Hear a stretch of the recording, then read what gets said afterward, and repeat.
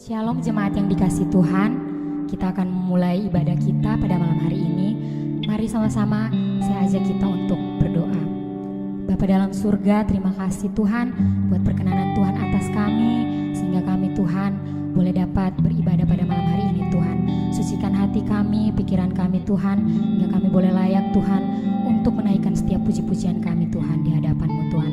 Terima kasih Tuhan Yesus, kami siap untuk memulai ibadah kami malam hari ini. Hanya di dalam nama Yesus Kristus kami sudah berdoa. Haleluya. Amin.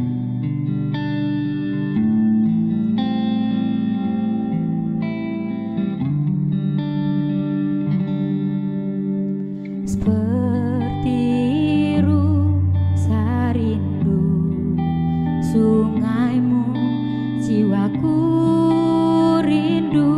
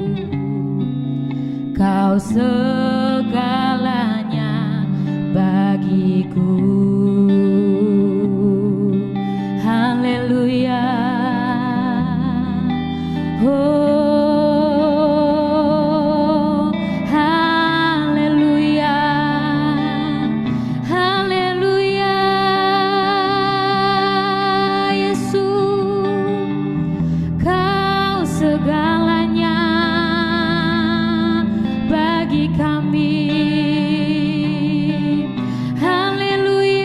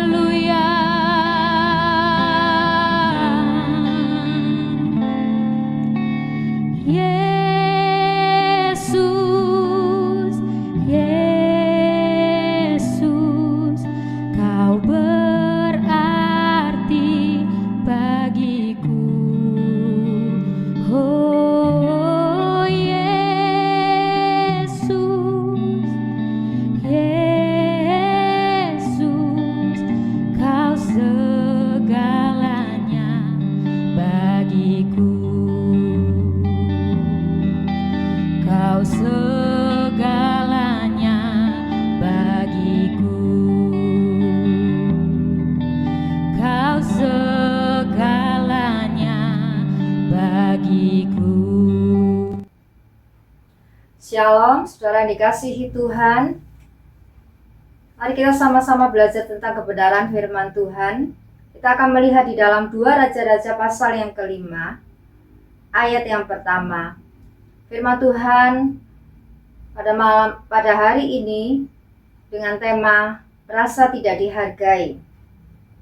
Di dalam 2 Raja-Raja pasal yang kelima, ayat yang pertama dikatakan, Naaman, panglima Raja Aram, adalah seorang terpandang di hadapan tuannya dan sangat disayangi. Sebab oleh dia, Tuhan telah memberikan kemenangan kepada orang Aram.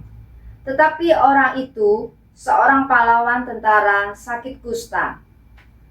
Kemudian ayat yang ke-9, kemudian datanglah Naaman dengan kudanya dan keretanya, lalu berhenti di depan pintu rumah Elisa. Elisa menyuruh seorang suruhan kepadanya mengatakan, "Pergilah, mandilah 7 kali dalam sungai Yordan, maka tubuhmu akan pulih kembali sehingga engkau menjadi tahir." Tetapi pergilah Naaman dengan gusar sambil berkata, "Aku sangka bahwa setidak-tidaknya ia datang keluar dan berdiri memanggil nama Tuhan Allahnya, lalu menggerak-gerakkan tangannya di atas tempat penyakit itu, dan dengan demikian menyembuhkan penyakit kustaku. Bukankah Abana dan Parpar, sungai-sungai Damsyik, lebih baik dari segala sungai di Israel? Bukankah aku dapat mandi di sana dan menjadi tahir?" Kemudian berpalinglah ia dan pergi dengan panas hati. Kita melihat satu kisah, yaitu ada seorang panglima Raja Aram bernama Naaman. Naaman adalah seorang yang terpandang di hadapan tuannya dan sangat disayangi oleh Raja Aram. Namun dia menderita satu penyakit, yaitu penyakit kusta. Walaupun dia adalah panglima yang terpandang, penyakit itu tentu sangat tidak mengenakkan. Apalagi penyakit itu kalau tidak disembuhkan akan membawa kematian. Dengan baju perangnya yang begitu kelihatan gagah, tetapi kalau dia menderita satu penyakit yang sangat mengganggu, tentu Naaman berharap bahwa mukjizat terjadi di dalam hidupnya, penyakitnya bisa disembuhkan. Dan kemudian di dalam 2 Raja-Raja pasal 5 ayat yang kedua dikatakan bahwa orang Aram pernah keluar bergerombolan dan membawa tertawan seorang anak perempuan dari negeri Israel. Dan gadis ini yang memberitahukan bahwa ada seorang nabi di Samaria dan nabi itu bisa menyembuhkan penyakit Naaman. Mendengar cerita itu, Naaman merasa ada harapan dan dia bersukacita. Kemudian Naaman pergi ke Samaria sambil membawa persembahan 10 talenta perak dan 6.000 sikal emas dan 10 potong pakaian. Sesampai di depan pintu rumah Elisa, harapan Naaman bahwa Elisa akan keluar menyambutnya dan memanggil nama Tuhan Allah, kemudian menggerak-gerakkan tangannya di atas tempat penyakitnya itu sehingga menyembuhkan penyakit kustanya. Namun ternyata ekspektasi yang dipikirkan oleh Naaman jauh dari kenyataan. Elisa menyuruhnya untuk pergi mandi 7 kali dalam sungai Yordan, maka Naaman akan menjadi pulih dan menjadi tahir atau sembuh. Dan pesan ini bukan disampaikan oleh Elisa langsung, namun melalui seorang suruhan yang datang kepada Naaman. Naaman merasa tidak dihargai. Merasa tidak dihargai adalah satu perasaan atau persepsi bahwa orang lain itu tidak mengakui mengapresiasi atas apa yang kita lakukan. Elisa yang memerintahkan suruhannya menemui Naaman membuat Naaman merasa tidak dihargai. Nampaknya perintah itu walaupun sederhana, hanya menjeburkan diri dan mandi 7 kali di sungai Yordan. Tetapi Naaman tidak mau melakukannya.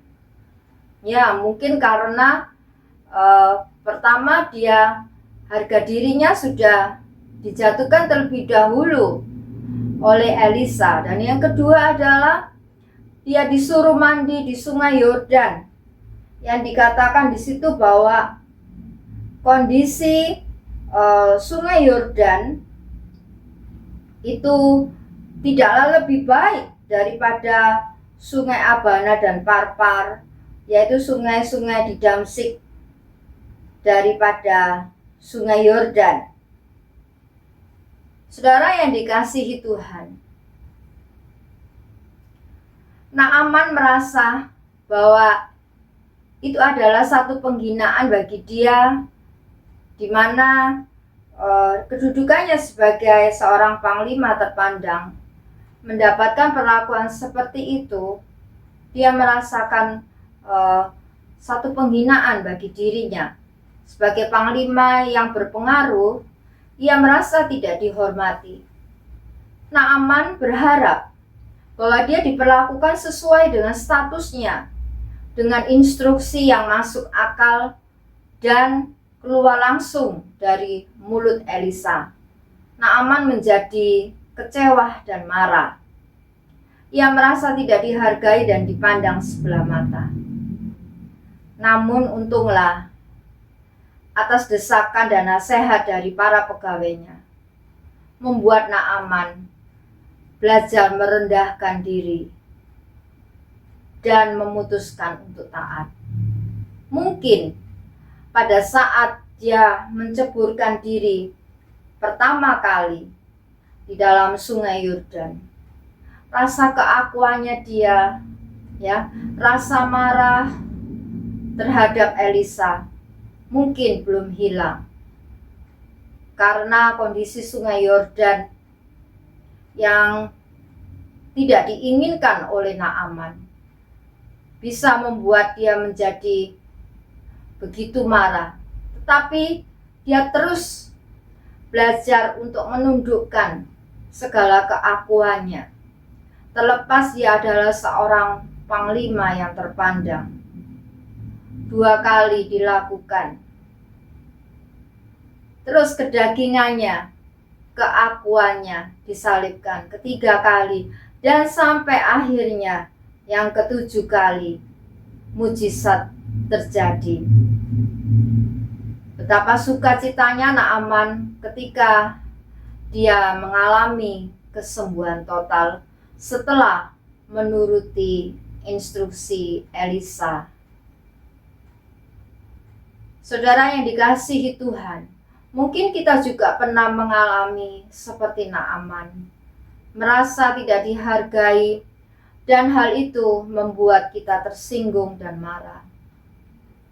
Namun kisah Naaman mengajarkan bahwa ketaatan dan kerendahan hati adalah kunci untuk mengalami rencana Tuhan yang lebih besar dalam hidup kita.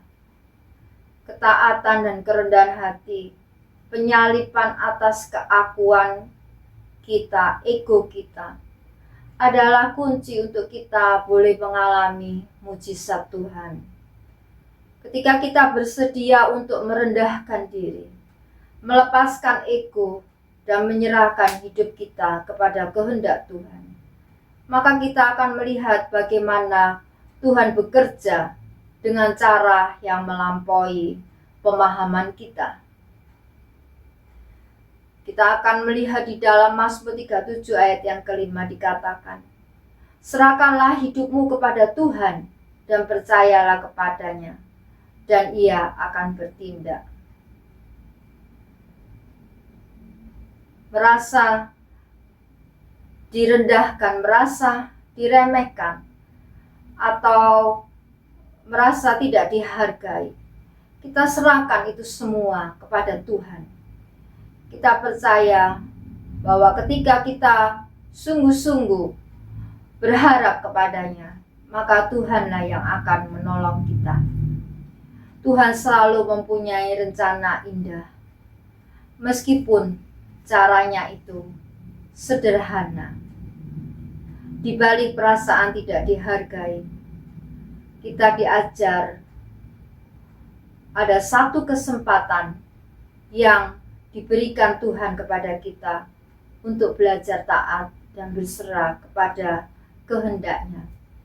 Dan ketika kita mau taat dan berserah, maka mujizat Tuhan itu akan terjadi di dalam hidup kita. Biarlah firman Tuhan ini boleh menjadi kekuatan bagi kita semua. Tuhan Yesus memberkati. Amin.